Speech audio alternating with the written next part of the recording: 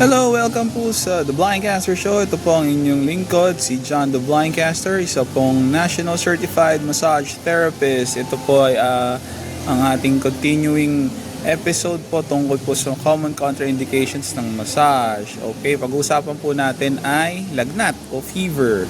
Ito na po, tunghayan po ninyo ang ating episode. Let's go, let's go, let's go! Okay, so welcome po ulit sa ating topic tungkol sa common contraindications. So, before yung mga topics natin tungkol po dun sa contraindication, yung common contraindications na yung sinabi ko po na word, yung malabo So, yung po tatandaan ninyo. So, tapos na tayo dun sa first, yung maga, swelling.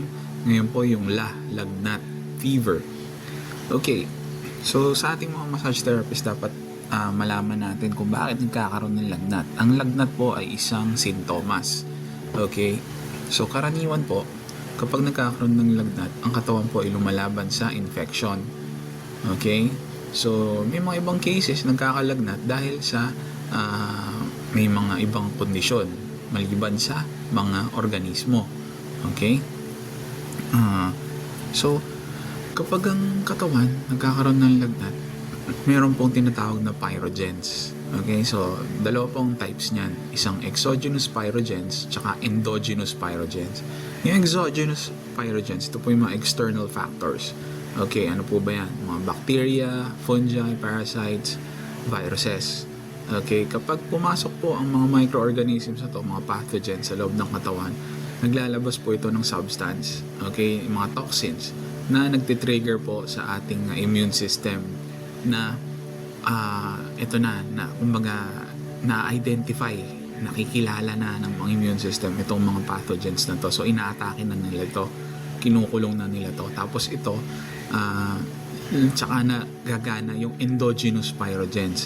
Ito na yung mga iba't ibang klase ng white blood cells or WBC. Kasi ang WBC po, may iba't ibang klase yan, no? Neutrophils, basophils, eosinophils, monocytes, macrophages, yan po yan, iba't ibang klase. So, yung mga na yan, nagtatrabaho na yan, yung mga sundalo, tinatawag sa ating katawan, maglalabas sila ng substance o yung liquid doon na tinatawag na cytokines. Itong cytokines ito, aakyat po ito, dadaan po ito sa ating bloodstream, no? Sa ating circulatory system. Papunta po sa brain. Papunta po doon sa hypothalamus kung saan ito ang tinatawag na thermostatic regulator ng ating katawan. Okay. Ang mga cytokines ito, itong mga nilabas ng endogenous pyrogens, tinitrigger niya yung katawan, yung brain na magkaroon ng fever. Itaas yung temperatura ng katawan. Kaya tayo nagkakaroon ng lagnat. Tinataas sa isang set point ng hypothalamus ang ang temperatura ng katawan. Kasi nga, para labanan yung mga pathogens. So, sa labas ng katawan, nararamdaman natin mainit. Kasi ang normal range po ng ating normal temperature, nasa 37 degrees Celsius. Kapag lumampas na doon, yun, 38, 39, talagang mararamdaman ng ang katawan. Tapos na-check yan through sa thermometer. Okay? Sa loob din, mainit din po ang buong katawan natin. Bakit nagkakaroon ng ganito? Yung init na yun kasi, yung init na pinuproduce ng ating katawan dahil sa fever, pinapatay nito yung mga microorganisms. Sa init pa lang ng ating katawan, namamatay na yung microorganisms. So, ganun kaganda ang ating katawan, ng ating anatomy. So, may natural healing process talaga tayo. So, bakit kailangan pa uminom ng antibiotic? Uminom ng para sa lagnat? Kasi, una-una, yung para sa lagnat, yung antipyretics na tinatawag, meron yan, yung mga paracetamol, acetaminophen, ibuprofen. Ang talagang ginagawa niyan, binibigyan ng comfort. Kasi po, kapag may lagnat ng isang tao, doble po ang trabaho ng buong katawan. So, nagkakaroon ng vasoconstriction, ng pain, muscle pain, yung myalgia. Ayan, nagkakaroon po ng heat loss, ng shivering, ganyan. Yung panginginig pa, kaya nilalamig, ganyan. So, ang prone tayo sa over-fatigue tsaka heat loss, dehydration. So, kapag ang tao may lagnat, tas nagpamassage pa, doble-dobleng trabaho, triple na ang magiging trabaho ng katawan dahil sa nagpuproduce pa ng dagdag na init or heat externally. Okay, so ang massage po, pagka heat production po yan lalo na yung mga iba't ibang technique like in Swedish. So sa heat production, magdadagdag na ng init sa katawan na medyo delikado. Ma-exacerbate o madadagdagan pa yung yung trabaho na ginagawa na ng natural healing process ng fever sa katawan. So madadagdagan yung fatigue, madadagdagan yung pain, madadagdagan yung vasoconstriction. Yung vasoconstriction po, ito po yung pinapakipot po yung mga ugat ng ating katawan. So yan po yung ginagawa ng lagnat sintomas. Hindi po talaga sakit yung lagnat. Okay, sintomas lang yan na lumalaban ang katawan natin sa mga infection.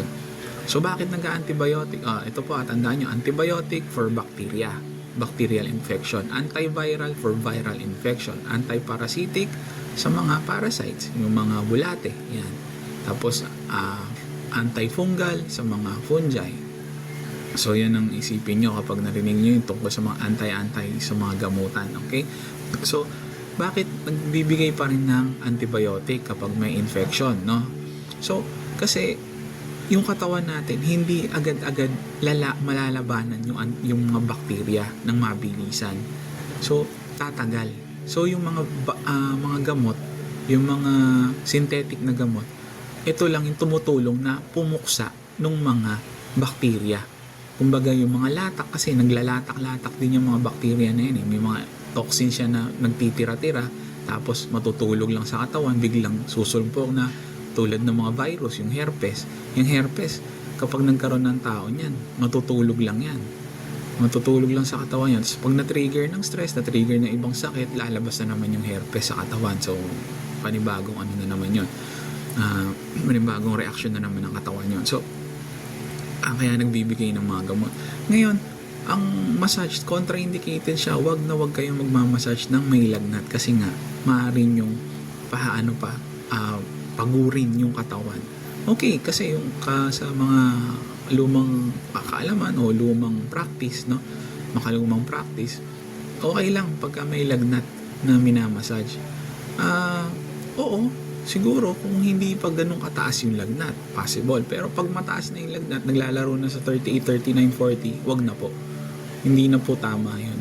Yung mga makalumang practice, oo, walang scientific basis kasi po yun Okay, experience lang po. Pero ngayon marami na pong information, marami na pong scientific studies na talagang bawal po ang massage sa may fever dahil nga po nag-exacerbate ito ng kondisyon ng sintomas. Okay, kasi nga fever is a symptom, not a sign, no?